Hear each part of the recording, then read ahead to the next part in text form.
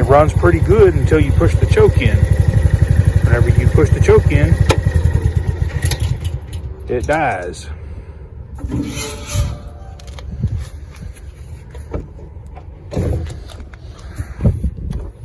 Nine times out of 10, it's going to be a carburetor issue. Let's go ahead and get the air compressor fired up and get this thing blown off.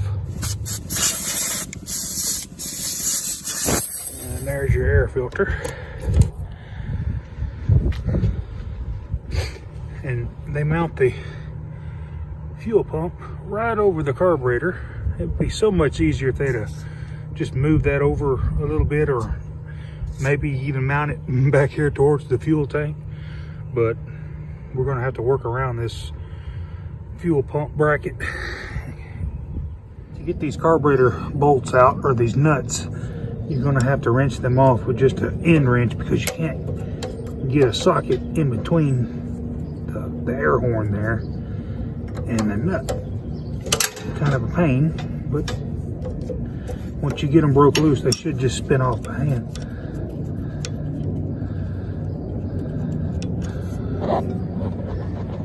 Go ahead and remove your air horn and just snake it up out of the way. Next, you want to remove the choke bracket. And once you get it past the studs, the cable will come loose, and then we can just remove it here from the choke arm. Go ahead and pull the cable up out of there. You can push from the bottom a little bit.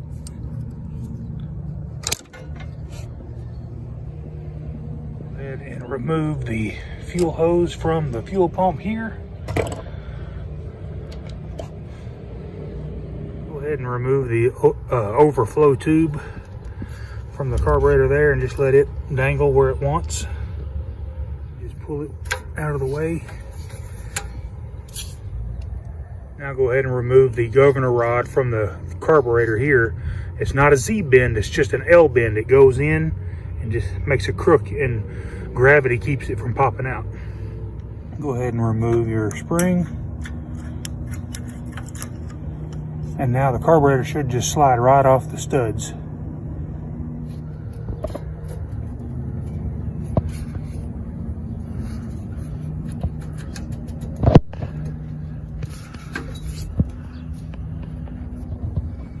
Well, I'm gonna have to go ahead and remove the fuel line to the carburetor. I thought I could, well, I might still be able to.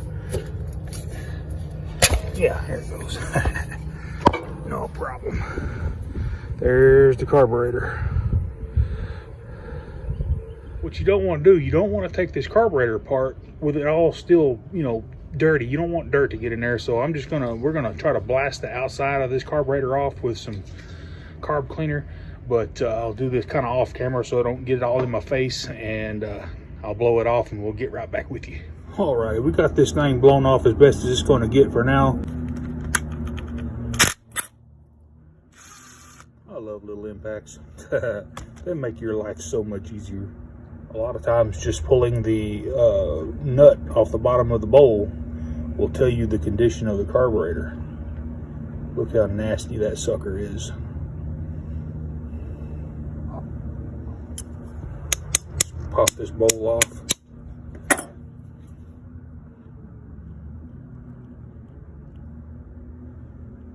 Ooh-wee. Look at that. How is this even running? Look at that. I guarantee you if I get that main jet cleaned up, blow out all the passages, it'll probably go ahead and start working again. My goodness. I mean, that main jet's freaking clogged, man.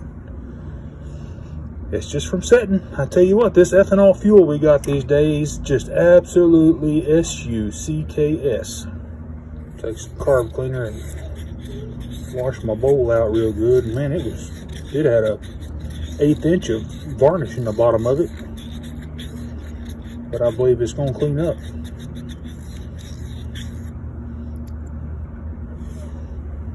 I'm going to go ahead and remove this main jet.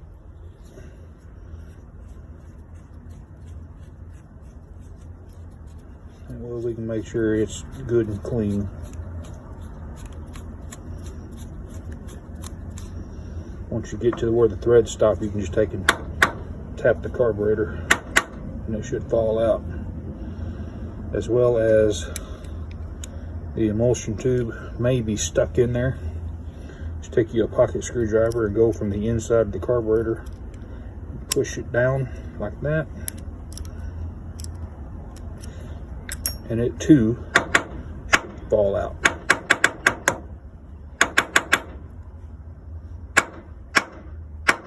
There we go. Look at that crud. How is this thing even running?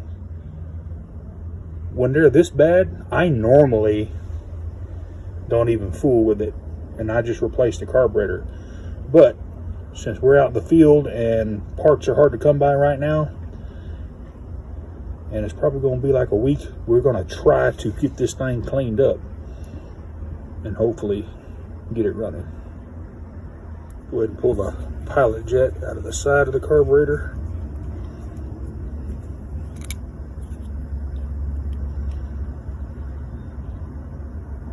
And it's completely blocked as well.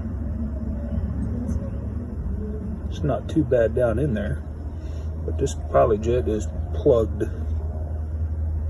I'm just going to go through here and make sure all the holes are cleaned. What you don't want to do is enlarge any of these holes. Just clean them out. See, look at there. I had that junk on the end of it.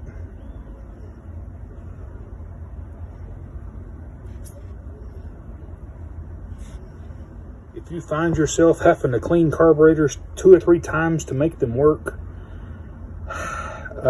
it's because we're missing crucial steps in the rebuild or the cleaning process. You gotta make sure this stuff is clean.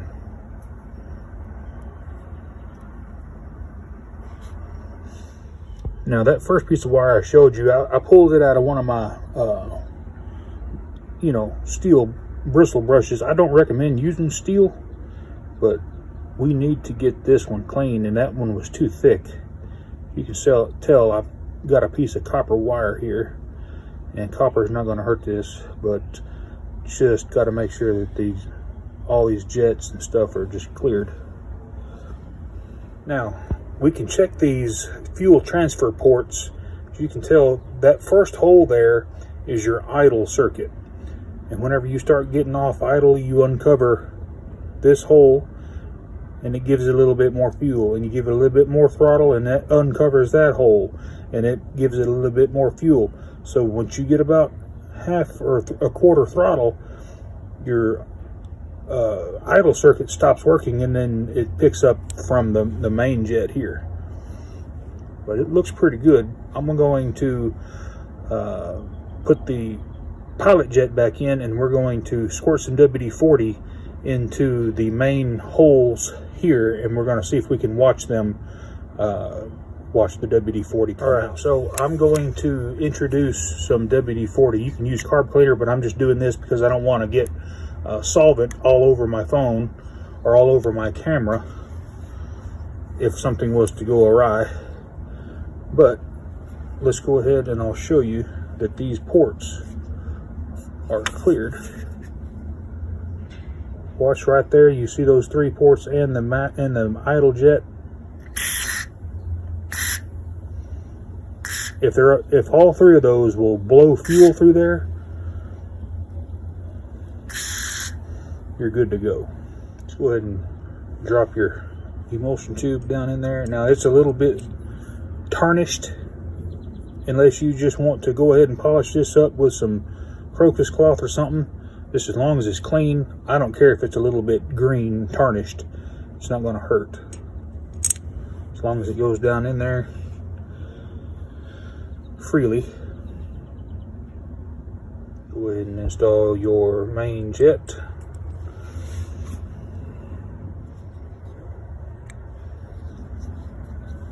As you can tell, my screwdriver has been modified. They make jet drivers, and I do have them at the Mower Medic One shop, and I'll show them in another video. But most screwdrivers aren't, they're too thick. They won't go down in here. So what you have to do is you have to grind your screwdrivers flat. So just get it, you don't have to kill it, just make sure that it's good and tight. Go ahead and slide your needle and float, and install the float pin.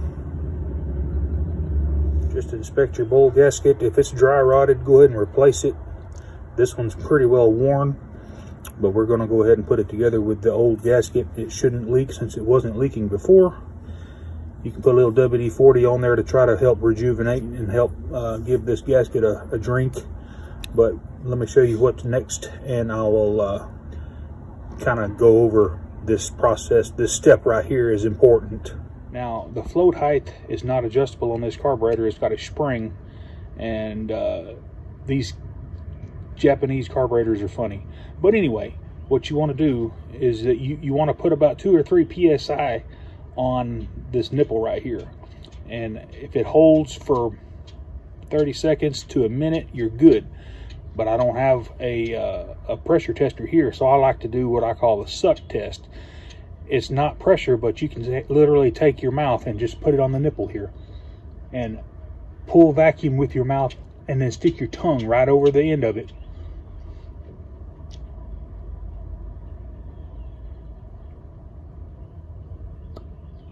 See that? How it stayed like it was glued to my tongue?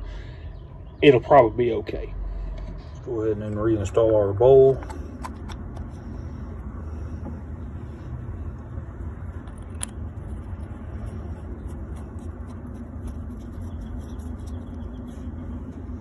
Let's go ahead and tighten it down. Plenty tight right there. Now, here's what we call a field cleaned carburetor. It did not get a soaking in a ultrasonic cleaner. It's kind of hard to do that out in the field because you don't really have electricity. But if 100% yes, drop this down in some carburetor cleaner and let it sit for a little while. If it's really bad like this one was. But I would definitely soak this in some carb cleaner or run it through a couple cycles of ultrasonic cleaner, because it's just better. Trust me. All right, guys, I'm gonna go ahead and I'm just gonna throw this on there, and then the next frame it'll be running. No, I'm just kidding. I'm gonna put it on and just put everything back in reverse order, and should be good to go. I'll show you some key points here in just a minute. Slide her back on the studs. Reinstall your governor spring.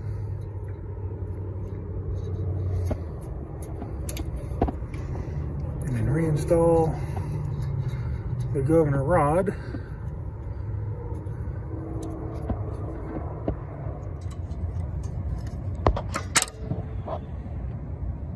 Reinstall your choke cable right here. Whoops. Right there. Once I get there, I'll get you a better shot of this. Just let it come on around. Like that right there. Slide on your choke bracket. And then slide on your air horn. And then tighten up your nuts.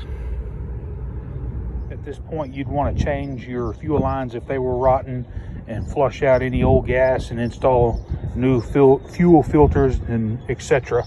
But just go ahead and I'm going to go ahead and hook up the fuel line. This one's okay. Get that one put back on the carburetor here. And lastly, we'll just install our air filter assembly. You'd look at that.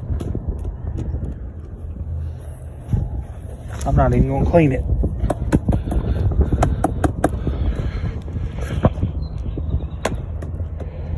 Just going to put a new one in it.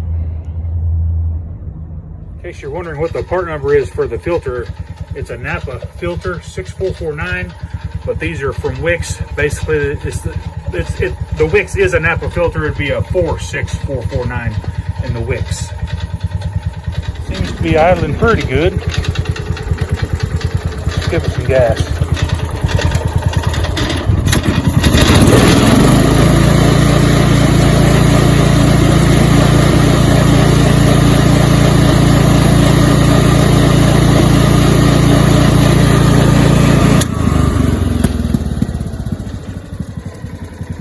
Got a bit of a pop through the muffler.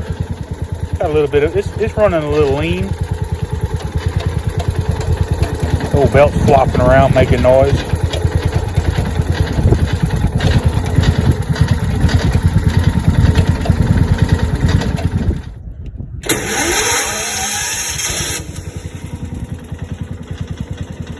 Pretty good, pretty good.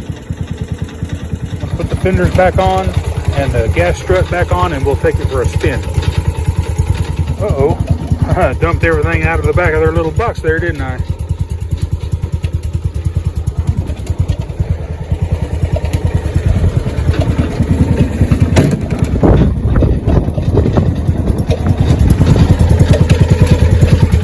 All right. Put the transmission forward. Red is your brake and the black is your go pedal.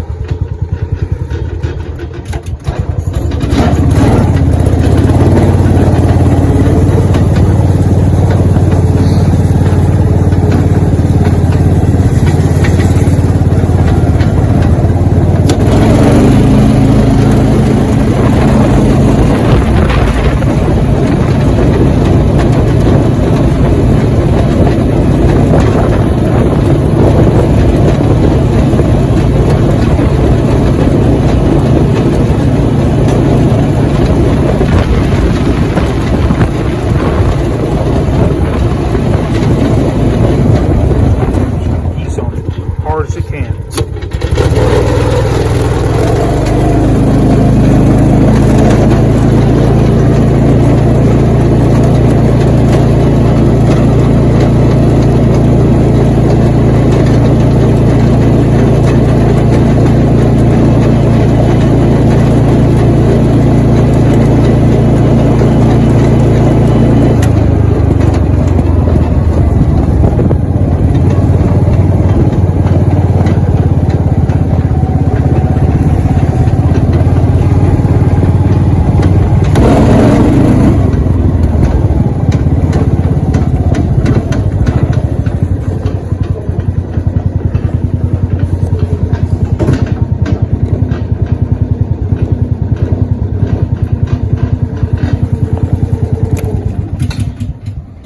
Guys, we got the little John Deere Kawasaki powered ball field scraper going once again. We did a pretty in-depth in-field carburetor cleaning, and I hope this helps you out.